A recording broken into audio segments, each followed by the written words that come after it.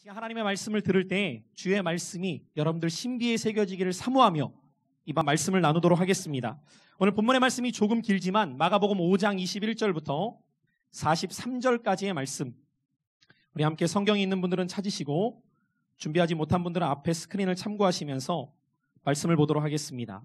마가복음 5장 21절부터 43절의 말씀, 제가 한 절, 여러분들이 한 절씩 교독하면서 마지막 절은 합독하여 읽도록 하겠습니다. 찾은 줄 알고 제가 먼저 읽습니다. 예수께서 배를 타시고 다시 맞은편으로 건너가시니 큰 무리가 그에게로 모이거늘 이에 바닷가에 계시더니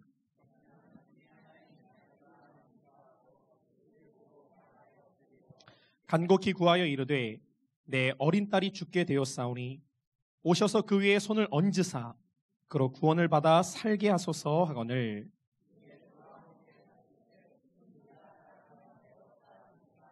열두 해를 혈루증으로 앓아온 한 여자가 있어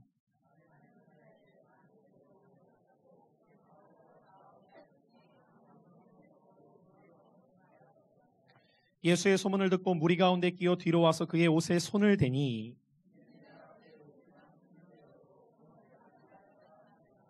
이에 그의 혈루 근원이 곧 마름에 병이 나은 줄을 몸에 깨달으니라.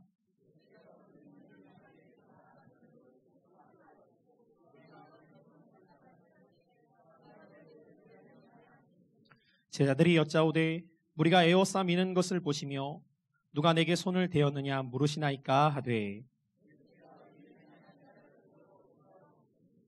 여자가 자기에게 이루어진 일을 알고 두려워하여 떨며 와서 그 앞에 엎드려 모든 사실을 여쭈니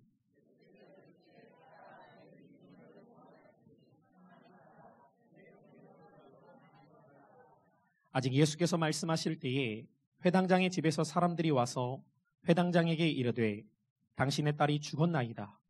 어찌하여 선생을 더 괴롭게 하나이까?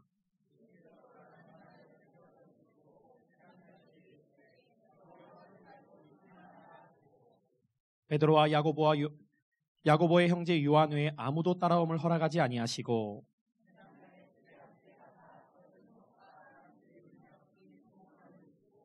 들어가서 그들에게 이르시되 너희가 어찌하여 떠들며 우느냐? 이 아이가 죽은 것이 아니라 잔다 하시니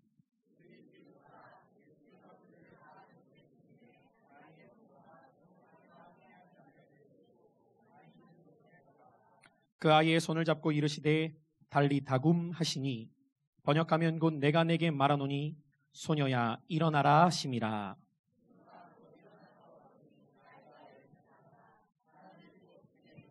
함께 예수께서 이 일을 아무도 알지 못하게 하라고 그들을 많이 경계하시고 이에 소녀에게 먹을 것을 주라 하시니라.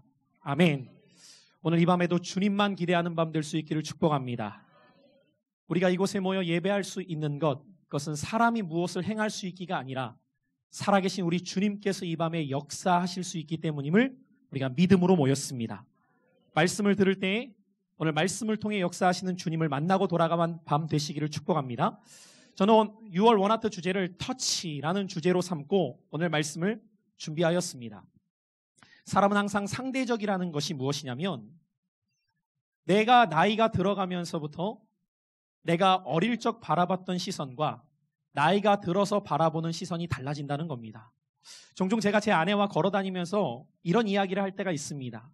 예전에는 유모차에 아이를 끌고 다니는 엄마들을 보면은 언제나 제 눈에는 아줌마였습니다. 나이가 많아 보였어요. 그런데 어느덧 제가 결혼을 하고 아이를 낳고 이쯤 돼 보니까 유모차를 끌고 다니는 아기 엄마들을 보면은 어려 보이는 거예요. 오히려 애띄어 보이는 거예요.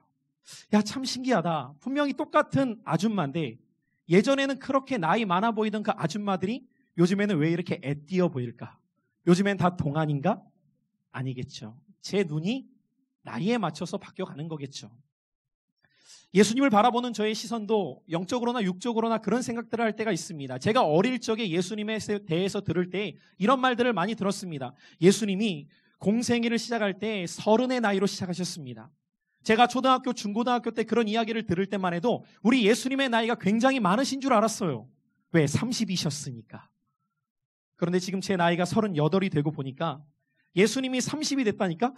앤데? 너무 어리신 거 아니야? 30이라고? 이런 생각을 다시 해보게 됩니다. 오늘 여기에서 여러분들의 육적인 나이가, 생물학적 나이가 아마 30을 근거로 위아래로 계실 거예요. 아마 나이가 많으신 분들은 30을 지금 생각하셔도 어린 사람으로 생각하는 분들도 있을 거고, 아직도 30을 생각할 때에는 나이가 많은 사람으로 생각하는 분들도 이 자리에 있을 겁니다. 그런데 여러분들, 그 30밖에 되지 않으셨던 예수님이 공생의 사역을 시작하시는 거예요. 그리고 공생의 사역을 시작하시면서 예수님께서 당신이 하나님의 아들이라고 말씀하시기 시작합니다. 여러분, 지금 우리는 성경을 바라볼 때에 너무 신화처럼, 소설처럼 성경을 읽어서 그렇지, 오늘 여러분들 만약에 살고 있는 이 시대 속에서 예수님이 나타나셔서 30밖에 되지 않는 청년이 결혼도 하지 않았는데 이렇게 말한다고 생각해 보십시오. 내가 너희들이 기다리던 메시아다. 아멘, 할렐루야가 될까요? 황당할 겁니다. 그 당시의 사람들이 그랬다는 것을 우리는 잊지 말고 말씀을 기억해 보아야 됩니다. 어떻게 그분이 메시아인지 알 수 있을까요? 예수님이 이 땅에 오셔서 공생의 사역을 시작하기 전까지는 세례 요한이라는 사람이 마지막 선지자로서 주의 오실 길을 준비하고 있었습니다. 결국 그 요한을 옥에 가두게 되었고, 요한은 제자들을 통해서 지금 어떠한 일들이 일어나게 되는지를 듣고 있던 찰나에 나사렛에서 예수라는 사람이 자신이 기다려왔던 그 메시아라고 말하면서 활동을 행하고 있습니다. 그리고 그가 베푸는 기적과 일들을 보면은 보통 사건은 아닙니다 라고 요한에게 전해주자, 요한이 그 이야기를 듣고 제자들을 다시 예수님께 보내어서 직접적으로 이렇게 질문토록 합니다. 오실 그이가 당신이십니까? 우리에게 정확하게 좀 말씀해 주십시오. 그때 예수님께서는 그 요한의 제자들을 다시 요한에게 돌려보내면서 너희가 본 것을 요한에게 말하여라 라고 합니다. 그 말씀이 마태복음 11장 5절에 기록되어져 있는데, 자, 우리 앞을 보시고 한번 이 말씀을 같이 읽어보죠. 요한의 제자들을 보내면서 이 말씀을 하라고 하셨던 거예요. 시작.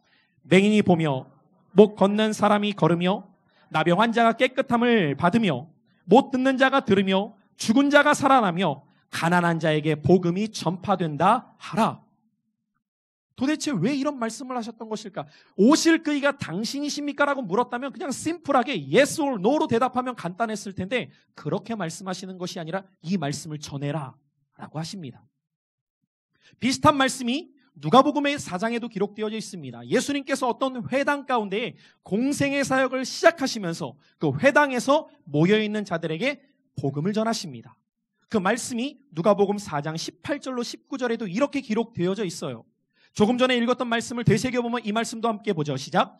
주의 성령이 내게 임하셨으니 이는 가난한 자에게 복음을 전하게 하시려고 내게 기름을 부으시고 나를 보내사 포로된 자에게 자유를, 눈먼 자에게 다시 보게 함을 전파하며 눌린 자를 자유롭게 하고 주의 은혜를 전파하게 하려 하심이라. 아멘. 여러분, 이 말씀 두 곳을 우리가 함께 살펴보았는데 이 두 가지 말씀은 모두가 다 예수님께서 구약의 말씀을 인용하여 전하도록 하신 말씀이셨습니다. 여러분, 이 두 가지 말씀은 여러분들이 말씀의 배경을 잘 모르더라도 내용만 보더라도 이 말씀이 치유와 회복에 관한 말씀이라는 것을 쉽게 이해할 수 있습니다. 왜 예수님께서는 공생의 사역을 시작하시면서 이런 말씀을 하셨고, 요한이 오실 그이가 당신입니까? 물을 때 이러한 말씀을 전하라고 하셨던 것일까요? 예수님께서 이 땅 가운데 오신 사역이 무엇이었는가를 구약의 말씀을 인용하여 가르쳐 주셨던 것이죠. 여러분, 예수님께서 이 땅 가운데 오신 사역은 우리의 삶을 치유하시고 회복하셔서 구원의 기쁜 소식 가운데에 하나님의 자녀로 새롭게 하시기 위해 오셨던 것입니다. 오늘 그분의 사역은 그래서 복음을 전파하기 위해 그분의 사역을 감당하실 때 그곳에는 언제나 치유와 회복의 사역이 함께 나타났던 것을 발견하게 됩니다. 자, 그러면 오늘 왜 제가 함께 읽은 본문의 말씀이 아닌 이 말씀을 여러분들과 먼저 나누었을까요? 특별히 이 누가복음 4장에서 마지막 20절 끝부분에 보면은 은혜의 해를 전파하려 함이라 라는 말씀이 기록되어져 있습니다. 여러분, 유대인들의 생각 속에서는 이 은혜의 해라는 말을 듣게 될 때 자연적으로 구약의 한 이야기를 떠올리게 되어 있었는데, 오늘 여기서 말하는 은혜의 해라는 것은 레위기 25장에 기록된 희년과 직접적인 연결이 기록되어져 있습니다. 레위기 25장의 말씀을 보면은 하나님께서 이스라엘 백성들을 애굽에서 나오게 하신 다음에 1차 목적지로 시내산에 도착하게 하십니다. 그리고 그 시내산에서 여러 하나님의 백성으로 살아가야 될 법을 주시는데 그 법 중에 한 가지가 레위기 25장에 기록된 희년법이었습니다. 하나님께서 이 희년법을 유대인들에게 주셨던 중요한 이유가 있습니다. 그것은 하나님의 자녀는 결코 억눌리고 종이 되어 살아가서는 안 된다. 모든 사람들이 하나님 안에서 자유함을 누리며 기쁘게 살아가야 된다.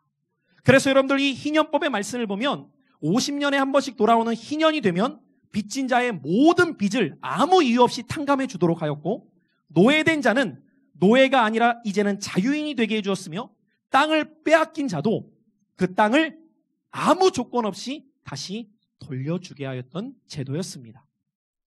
여러분, 오늘 우리에게도 만약에 이런 제도가 있다면 얼마나 좋을까요? 만약에 빚이 있는 사람들에게 있어서 이 말씀이 그대로 이루어지게 된다면 아마 우리는 이 희년만을 기다릴 겁니다. 그때가 되면 모든 것이 리셋되기 때문이죠. 그런데 오늘 예수님께서 은혜의 해를 전파하게 하려 하심이라 라고 말씀하십니다. 이것은 그들의 육적인 상태를 뛰어넘어 그들의 영혼의 자유와 그들의 삶의 자유를 주께서 주시기 위해 이 땅 가운데 오셨다는 것을 가르치셨던 거예요.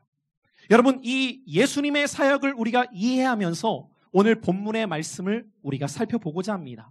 예수님께서 이 땅 가운데 오신 것은 은혜의 해를 전파하기 위함이었습니다. 회복해 하시고 치유케 하시는 그분의 사역을 통해 묶여있는 자들, 억눌려 있는 자들, 문제 있는 자들에게 자유를 주시기 위해 주님께서 오셨기 때문이에요. 오늘 마가복음 5장 우리가 함께 읽은 21절부터 43절의 말씀을 보면은 하나의 이야기 속에 또 하나의 이야기가 그 속에 담겨져 있습니다. 마치 샌드위치처럼 처음과 끝에 하나의 이야기와 함께 그 이야기를 진행하는 중에 그 가운데에 또 하나의 이야기가 삽입되어져 있는 구조예요. 아마 여러분들이 신앙생활하면서 들어본 분들이 계시겠지만 첫 번째 이야기는 회당장이라는 직책을 갖고 있었던 야이로라는 사람이 그의 딸이 병에 걸려서 죽게 된 스토리입니다. 이 이야기가 처음과 끝부분에 기록되어져 있고 그 가운데에 샌드위치처럼 끼어져 있는 이야기가 12해 동안을 혈루증, 피가 멈추지 않는 병으로 고통당하던 여인이 예수님 안에서 그 병을 고침받게 되는 이야기가 오늘 본문 안에 담겨져 있는 이야기입니다. 자, 그러면 왜 마가는 이 두 가지 스토리를 하나씩 기록한 것이 아니라 하나의 이야기 속에 또 하나의 이야기를 담아놓았던 것일까요? 이것은 이 두 가지 이야기가 각각 다른 이야기가 아니라 하나의 큰 이야기 속에서 오늘 우리에게 주고자 하는 영적인 교훈이 있기 때문이에요. 오늘 이 밤에 이 말씀을 함께 살펴가게 될 때에 하나님께서 저와 여러분들에게 주시는 그 회복의 은혜와 만지심의 은혜가 여러분 모두에게 임할 수 있기를 축복합니다. 그럼 여러분들 오늘 이 말씀을 보면은 회당장 야이로와 12해를 혈루증으로 고통당하던 사람의 이야기를 우리가 살펴볼 때에 오늘 회당이 언제나 예루살렘 또 갈릴리에는 동네마다 머물러 있었습니다. 예수님께서 한 동네에 이르시게 됩니다. 오늘 말씀은 그렇게 시작됩니다. 예수님께서 한 동네에 이르게 되었을 때에 그 동네에도 다른 지역과 마찬가지로 회당이 있었어요. 그리고 그 회당을 관리하는 회당장이 있었습니다. 회당장의 주요한 역할 중에 하나는 무엇이었냐면 회당에 모이는 사람들로 하여금 하나님의 말씀, 유대교의 법을 잘 가르치고 나누었으며 이 회당에서는 당시 그 동네의 지도자격 되는 사람을 회당의 장으로 세워나갔습니다. 그렇게 회당장이 되었던 사람이 야이로라는 사람이었어요. 야이로가 회당장이 되어 있었던 그 동네에 예수님께서 오시게 되었던 것이죠. 그런데 오늘 우리가 말씀을 보면은 이 야이로라는 사람이 세상의 직책으로는 지역에 있는 사람들에게 존경을 받고 회당장까지 되었지만 그에게는 한 가지 큰 문제가 있었어요. 자신에게 하나밖에 없는 사랑하는 12살밖에 되지 않은 딸이 있었는데 그 딸이 멀쩡하게 지내다가 어느 날부터 갑자기 아프기 시작한 거예요. 원인 모를 질병 속에서 야이로는 자신이 행할 수 있는 모든 방법을 다 동원해서 딸의 병을 고쳐보고자 해요. 근데 아무리 노력을 해도 그 딸이 고쳐지질 않는 겁니다. 오히려 점점점 그 증세가 악화되어서 죽어가는 겁니다. 자신이 행할 수 있는 방법을 다 동원해봤어요. 명예도 있었고 재물도 어느 정도 있었기 때문에 할 수 있는 방법이라면 다 해봤는데도 딸이 낫질 않는 겁니다. 여러분, 저도 8살 된 제 딸이 있기 때문에 이 야이로의 마음이 어땠을까가 조금은 헤아려져요.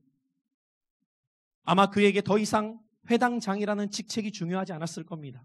그가 가지고 있던 돈과 명예가 그에게 기쁨을 줄 수 없었을 거예요. 하나밖에 없는 사랑하는 딸이 죽어가고 있었기 때문이죠. 당시 회당에서는 예수님을 바라보게 될 때 어떤 시선으로 바라볼 수밖에 없었냐면 유대교의 관점으로 볼 때 예수님은 유대교를 오히려 무너뜨리는 이단과 같은 존재로 여겼기 때문에 공공연하게 회당에서 예수님을 비방하고 공격하는 이야기들을 했던 장소이기도 합니다. 그런데 예수님께서 지금 자신의 동네에 오시게 된 거예요. 그 당시 이미 예수님께서는 예루살렘뿐만 아니라 갈릴리 지역까지 그가 행하셨던 일들이 허다한 사람들에게 퍼져나갔기 때문에 야이로도 예수에 대해서 들었을 겁니다. 그가 행했던 기적, 물을 포도주로 바꿨던 기적을 비롯하여서 많은 기적과 이사를 그 예수라는 사람이 행했다는 것을 듣게 됐을 겁니다. 아마 그런 이야기를 들어도 그의 마음은 조금도 동요하지 않았을 거예요. 오히려 그 예수라는 사람이 우리를 미혹한다고 더 조심하고 경계해야 된다고 이야기했을지 모릅니다. 그런데 그 예수가 자기의 동네에 온 겁니다. 야이로의 마음이 복잡했을 거예요. 내가 과연 어떤 선택을 해야 되나? 그러나 그의 고민은 오래 갈 수가 없었습니다. 딸이 죽어가고 있었기 때문이죠. 결국 그는 예수님이 계신 곳으로 가기로 결심합니다. 그렇게 예수님이 계신 곳을 찾는 것은 어렵지 않았어요. 왜냐하면 이미 수많은 사람들이 그 예수님을 둘러 진치고 있었기 때문이죠. 그가 예수님께로 가기 시작하자 저 떨어져 있는 곳에서부터 야이로를 발견한 사람들이 있었겠죠. 그가 회당장이었기 때문에 많은 사람들이 이미 그를 알고 있었습니다. 한 사람, 두 사람씩 그가 가는 길을 비켜줍니다. 그리고 군중 속에 중앙에 계셨던 예수님을 향해 그가 한 걸음 한 걸음 내딛기 시작해요. 그리고 예수님 앞까지 그가 가게 됩니다. 예수님 앞에 멈추어 선 야이로는 그 앞에 무릎을 꿇고 예수님께 간곡히 부탁하게 됩니다. 제 딸이 죽어갑니다. 오셔서 제 딸에게 손을 얹으사 나을 수 있도록 도와주십시오. 그는 예수님 앞에 오기 전만 해도 예수님이 과연 하실 수 있을까? 예수님이 내 딸의 문제를 해결할 수 있을까? 하는 복잡한 생각을 갖고 예수님께 나왔지만 그의 간청하는 모습을 보셨던 예수님께서 내가 너와 함께 그 집에 가리라. 이 말씀을 듣게 되자 야이로의 마음 한켠에서는 한 줄기 희망의 빛이 떠오르기 시작합니다. 예수님이 할 수 있을지도 몰라. 예수님이 내 딸을 고쳐 주실 수 있을지 몰라. 그는 더 이상 머뭇거릴 시간이 없었어요. 앞장서서 자신의 집으로 가기 시작합니다. 그렇게 예수님 뒤를 바라보면서 앞을 가고 있는데 가시던 예수님께서 또 다른 사건에 멈추어 서게 됩니다. 오늘 그곳에 모여 있었던 많은 무리들 가운데에 한 여인이 속해 있었습니다. 이 여인은 12년이나 혈루병 때문에 고통당하던 여인이었습니다. 어떻게든 자신의 병을 고쳐보기 위해서 오늘날로 말하자면 용하다는 의사는 다 찾아다니기 시작합니다. 다 만나면서 내 병 좀 고쳐주십시오. 내 병 좀 고쳐주십시오. 그가 가진 재산을 다 탕진할 만큼 그는 많은 의사들을 만나서 치료를 받아봤지만 병이 낫는 것이 아니라 오히려 더 악화될 뿐이었어요. 레위기법에 보면 유대인의 정결법상 이 혈루증이 있는 여인은 부정한 여인에 속했기 때문에 다른 사람과 접촉도 할 수 없었던 사람이었습니다. 여러분, 이 여인은 단순히 질병의 아픔만 갖고 있었던 것이 아닙니다. 이 혈루증으로 말미암아 모든 관계가 깨져 있었어요. 왜? 다른 사람과 가까이 할 수조차 없었고, 만약에 다른 사람이 자신을 만지거나 자신이 다른 사람을 만지면 접촉된 사람도 부정한 사람이 되어버렸기 때문입니다. 오늘 이 여인은 1년도 아닌 2년도 아닌 12년 동안 모든 관계의 단절 속에서 하루하루를 끔찍한 고통 속에 살아가고 있었다는 거예요. 자, 그러면 여러분들, 오늘 갑자기 이 야이로의 이야기를 하다가 그를 따라가던 예수님께 왜 이 이야기가 또 등장했었던 걸까요? 오늘 이 두 사람이 우리에게 들려주고자 하는 공통점 한 가지가 있기 때문입니다. 이 두 사람 모두는 유대교라는 틀 안에서 살아갔던 사람들이었습니다. 야이로가 어떤 사람이라고 말씀드렸죠? 회당장으로서 그는 누구보다도 유대교를 신봉하며 유대교를 따르던 사람이었고, 오늘 이 12회를 혈루증으로 고통당하던 여인도 유대교의 법에 의하면은 사람들과 접촉할 수 없었기 때문에 그 법을 지켜가면서 지금까지 살아왔던 여인이었습니다. 그런데 이 두 사람에게 나타났던 공통점은 무엇이었냐면 그 유대교의 법과 그 유대교라는 종교가 자신들의 삶의 문제는 전혀 해결할 수 없었다는 사실입니다. 여러분, 여기에서 우리가 한 가지 분명히 깨닫게 되는 사실이 있습니다. 종교는 우리의 문제를 해결할 수 없다는 것입니다. 여러분, 오늘날 어떤 사람은 기독교도 많은 종교들 가운데 하나라고 생각할 때가 있습니다. 유대교가 있듯이, 이슬람교가 있듯이, 캐톨릭이 있듯이 기독교도 하나의 종교지. 내가 기독교를 선택한 이유는 그 말씀이 내게 좋아서고, 그 말씀을 듣고 예배를 드리면 좀 마음에 위안을 받고 사람들이 좀 좋아서지 라고 생각하며 신앙생활하는 사람도 있습니다. 그러나 여러분들 기억해야 될 것, 종교는 우리의 삶의 근원적인 문제를 해결하지 못한다는 거예요. 여러분들은 어떤 마음을 가지고 신앙생활하고 계십니까? 오늘 이 자리 가운데 나온 분들마다 저마다 삶의 문제가 크거나 작거나 있을 겁니다. 그런데 여러분들, 오늘 그 문제가 정말 여러분들이 믿는 신앙을 통해 해결받는다는 믿음이 있으십니까? 오늘날 많은 이들이 교회까지 옵니다. 예배도 드리고 봉사도 드립니다. 섬기기도 해요. 성경 공부도 열심히 하는데 정작 내 삶의 문제에 있어서는 내가 믿는 신앙과 문제는 별개라고 여기며 살아가는 사람들이 많습니다. 오늘 야이로는 자신이 그토록 열심을 다해 믿어왔던 유대교였지만 결정적인 자신의 가정의 문제조차 해결받지 못하고 있었어요. 12회를 혈루증으로 고통당하던 여인, 그 법을 지키기 위해서 철저하게 관계를 단절하면서 어떻게든 나아보려고 노력했지만 그 문제가 해결되지 않았어요. 종교는 우리의 삶의 문제를 해결할 수 없는 거예요. 여러분, 기독교는 종교가 아닙니다. 기독교는 복음의 능력 안에 담겨져 있는 생명입니다. 여러분, 복음의 능력이 역사하는 곳에는 병든 자가 고쳐집니다. 복음의 능력이 역사하는 곳에는 죽은 자가 살아납니다. 여러분, 오늘 이 믿음을 가질 때 내가 믿는 신앙, 내가 믿는 예수 그리스도, 내가 믿는 그 신앙이 오늘 우리의 삶을 회복시킬 수 있다는 믿음이 시작되는 것입니다. 저는 오늘 이 밤에 모인 여러분들이 어떤 삶의 문제가 있던 오늘 종교 생활을 하는 것을 끝내시고 생명의 능력을 체험하는 신앙이 되시기를 축복합니다. 오늘 이 두 사람에게 있어서 유대교는 그 어떤 문제도 해결할 수 없는 종교일 뿐이었어요. 이 여인에게는 둘 중에 하나의 선택이 남았습니다. 의사도 못 고쳐. 유대교를 열심히 믿지만 그 유대교는 내 삶의 근원적인 문제를 해결할 수 없어. 어떻게 할 것인가? 이 여인은 결단할 수밖에 없었습니다. 그에게 한 소식이 들려오기를 동네에 예수님이 왔다는 거예요. 그는 더 이상 머뭇거릴 수가 없었어요. 그는 예수님이 있는 곳으로 나아가기로 결심합니다. 여러분, 그가 예수님이 있는 곳까지 나아갈 때는 한 가지 가로막는 장애물이 있었어요. 사람들이 많았기 때문입니다. 여러분, 만약에 사람들이 그가 혈루증에 걸렸다는 걸 알게 되면 그는 돌에 맞아 죽습니다. 부정한 여인이 지금 사람들과 접촉할 수 있는 장소에 오게 되면 율법에 의해서 돌로 쳐 죽여도 누가 뭐라고 못할 상황이 오늘 이 여인의 상황이었기 때문입니다. 그러나 그 여인은 결단할 수밖에 없었어요. 내가 이대로 살아갈 것이냐, 아니면 예수 그리스도를 만나서 근원적인 문제를 해결받을 것이냐. 여러분, 우리의 신앙은 똑같습니다. 내가 지금껏 살아온 대로 살아갈 것이냐, 아니면 지금과는 다른 인생을 살아갈 것이냐. 오늘 여인은 주님 앞에 나아가기로 결심합니다. 그리고 주님 앞에 나아가게 돼요.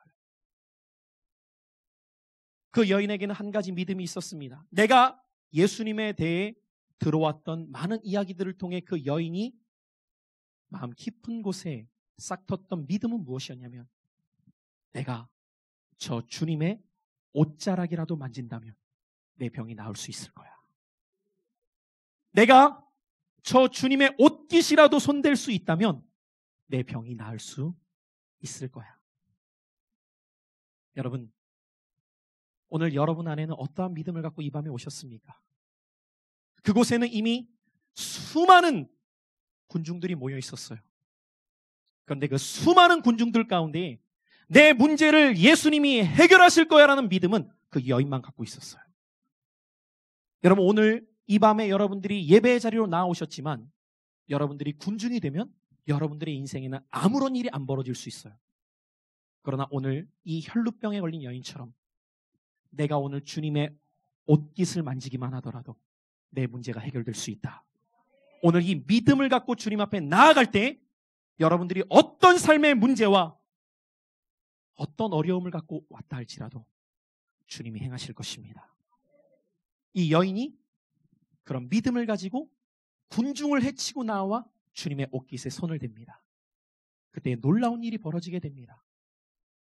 그가 멈추지 않았던 피가 옷가에 손을 대는 즉시 멈춘 것을 자신이 알게 되어요. 그는 자신의 병이 고침받았다는 확실한 경험을 하게 됩니다. 여러분, 생각해 보십시오. 지금 그곳에 있는 수많은 군중들은 예수님을 집중하고 있었기 때문에 어떤 사람이 혈루증이 있는지 어떤 문제가 있는지 모르고 있어요. 그러니 당연히 고침받았다는 사실도 누구만 알아요? 자신만 아는 겁니다. 그때 예수님께서 가던 길을 멈추사 이렇게 말씀하십니다. 누가 내 옷에 손을 대었느냐. 여러분, 지금 군중이 어마어마하게 모여있는 상태로 이리 밀쳐지고 저리 밀쳐지면서 가고 있을 때 이런 말씀을 주님이 하시니까 제자들이 듣다가, 아니 주님, 지금 여기 한두 명입니까? 이렇게 많은데 당연히 밀쳐지면서 주님의 옷이 좀 손댈 수 있는데 뭐 까칠하게 그러세요. 뭐 이런 분위기예요 지금. 좀 받을 수도 있죠. 뭐 주님 그거 갖다가 묻고 계십니까? 그러나 여러분들, 제자들은 눈에 보이는 것들만을 가지고 이야기했지만 주님은 그곳에 있는 많은 사람들이 자신에게 손을 댄 것을 말씀하신 것이 아니라 믿음으로 손댄 여인을 말씀하고 계셨다는 거예요. 여러분, 오늘 이 밤에 여러분들이 주님 앞까지 나와서 찬양도 드리고 말씀도 듣고 기도도 할 수 있지만 오늘 주님은 어떤 사람에게 관심을 갖느냐? 내 문제를 주님 옷가에만 손 닿아도 그분 해결하실 수 있다고 믿는 믿음을 가진 자에게 주님의 시선이 멈추시는 거예요. 똑같은 장소에서 똑같은 분을 만나고 있지만 경험하는 삶은 전혀 달랐다는 거예요. 주께서 오늘 이 밤에 여러분들에게 원하시는 것은 이 여인과 같은 믿음이 있기를 원하시는 거예요. 종교 생활이 아니라, 퍼포먼스가 아니라, 주님이 어떤 일을 행하시는가 그냥 놀라는 것이 아니라 내가 기적의 주인공 되기를 원하시는 거예요.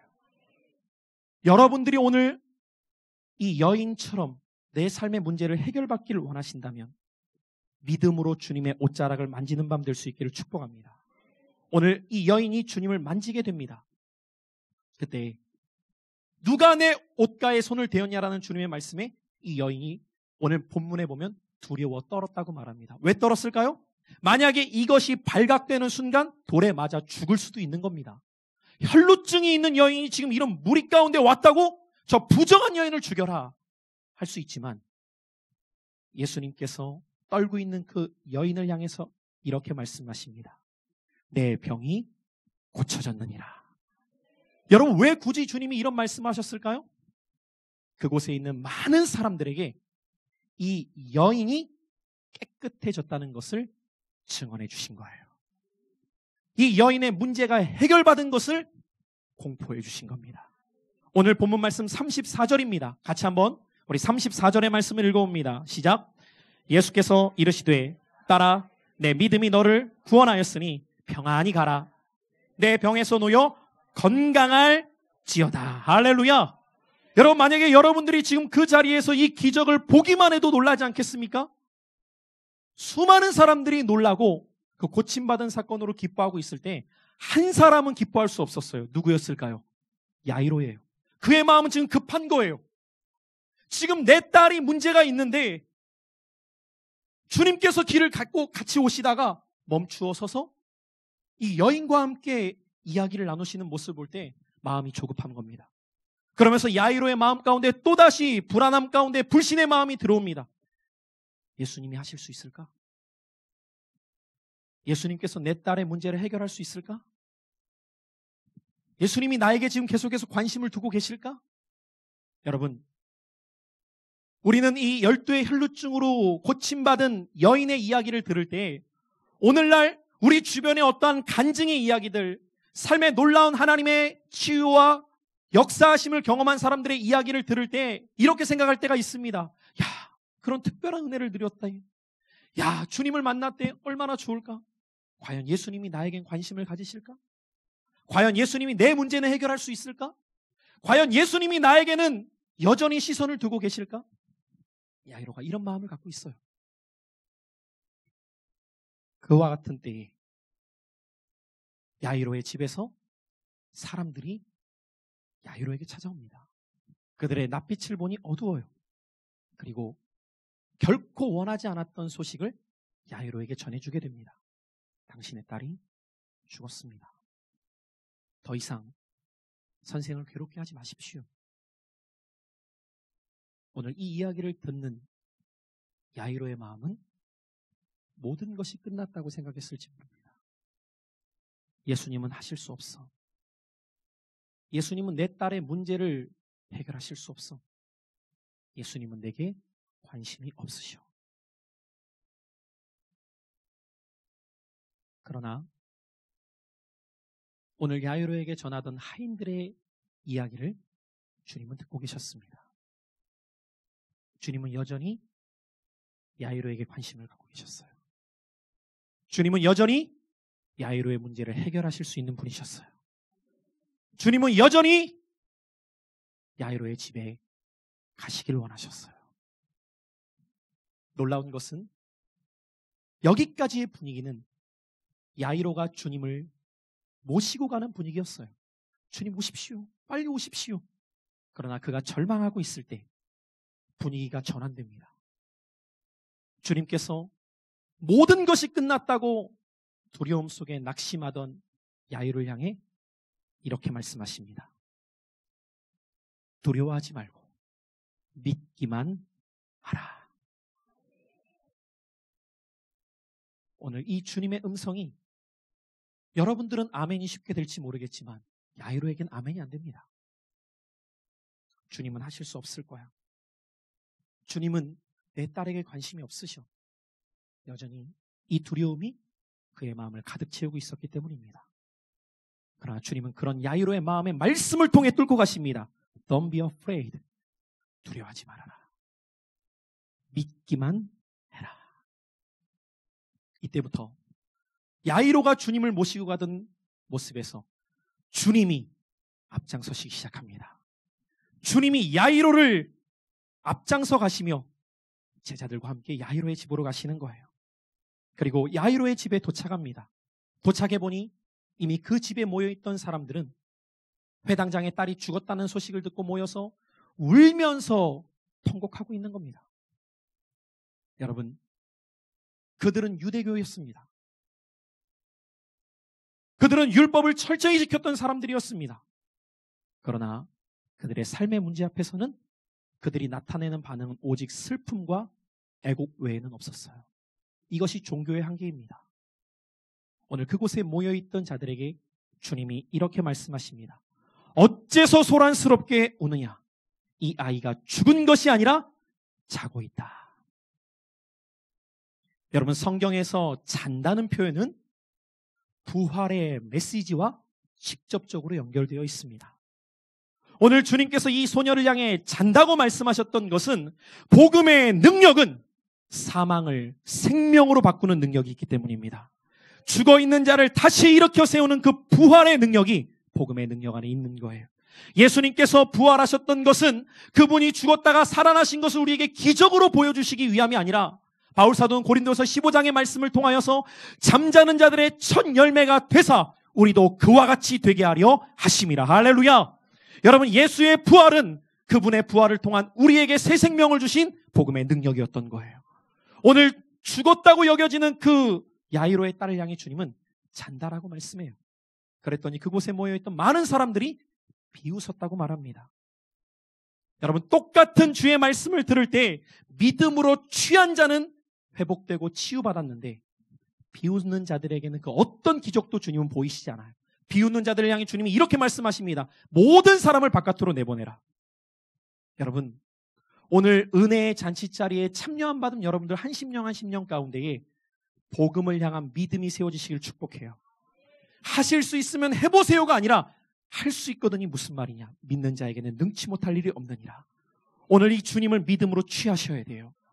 모든 사람을 내어 쫓으시고 야이로와 베드로, 야고보, 요한 세 제자만 데리시고 그 아이를 향해 가십니다. 아이의 방에 아이가 누워 있습니다. 그때 주님께서 이 아이에게 다가가셔서 그 아이의 손을 붙잡으십니다. 그리고 그 소녀를 붙잡아 일으키시며 그의 귀에 대고 이렇게 말씀하세요. 달리다 굼. 여러분, 이 달리다 굼이라는 뜻은 소녀여 일어나라 라는 뜻이에요. 그런데 여러분들, 이 달리다 굼이라는 뜻은 아람어입니다. 오늘 이 아람어로 된 달리다 굼이라는 말은 소녀여 일어나라, 이 말을 언제 그들은 썼냐면 밤에 잠자리에 누운 딸과 같은 소녀가 아침이 되었는데 일어납니다. 그때 부모가 예쁘게 자고 있던 자기의 딸의 귀에다가 속삭이는 거예요. 얘야, 일어나. 우리 대한민국의 사람들은 이걸 좀 이해하기가 어려울 거예요. 그렇게 깨우는 부모가 없기 때문이죠. 일어나! 대부분 이렇게 깨우죠. 이불을 팍 걷어붙이고 몇 시인데?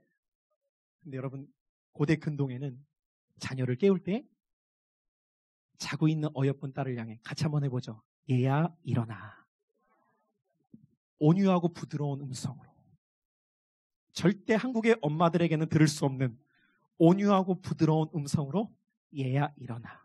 저도 제 딸에게 한번 해보려고 해요. 달리다 굼. 여러분, 이 말을 주께서 그 소녀에게 하실 때 정말 마치 자다가 깬 아이처럼 예수님의 손을 잡고 일어나는 거예요. 그리고 그가 돌아다니기 시작합니다. 이 모습을 지켜보던 수많은 사람들이 오늘 말씀해 보니까 심히 놀랐다고 말해요. 오늘 이 자리에 오신 사랑하는 성도 여러분들, 오늘 여러분들은 이 밤에 어떠한 마음을 가지고 주님 앞에 나오셨습니까? 오늘 이곳에 있는 여러분들, 혈루증 여인처럼 그 누구에게도 말하기 싫은 내 삶의 문제가 있을 수 있습니다. 야이로처럼 그 어떠한 노력과 방법을 다 해봐도 해결되지 않는 삶의 문제가 있으실지 모릅니다. 어떤 이에게는 그것이 영적인 문제일 수 있어요. 내가 회복되려고 그렇게 노력을 해보는데 회복이 되지 않아. 내가 다시 옛 열심으로 돌아가 보고 싶은데 그게 되질 않아. 어떤 분들은 건강의 문제일지 모릅니다. 예전에 건강했던 그때로 돌아가고 싶은데 질병이 팔봉을 잡고 있는지도 모릅니다. 어떤 분들에게는 자녀의 문제일지 몰라요. 내 자녀가 내 뜻대로 되지 않아서, 내 자녀가 바른 길로 가지 않아서. 어떤 분들에게는 가정의 또 다른 문제일지 모릅니다. 오늘 주님께서 마가복음 5장을 통해 우리에게 말씀해 주시고자 하는 주의 음성이 무엇입니까? 오늘 우리가 종교 생활을 해서는 그 어떤 문제도 해결될 수 없지만 생명의 근원 되신 주님 만나면 해결됩니다. 생명의 근원 되신 주님 만나면 고침받습니다.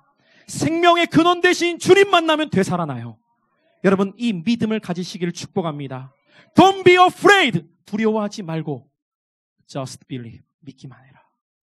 여러분, 오늘 이 밤에도 내 안에 있는 모든 두려움의 영을 예수 그리스도의 이름으로 몰아내는 밤 될 수 있기를 축복합니다. 주님도 하실 수 없을 거야.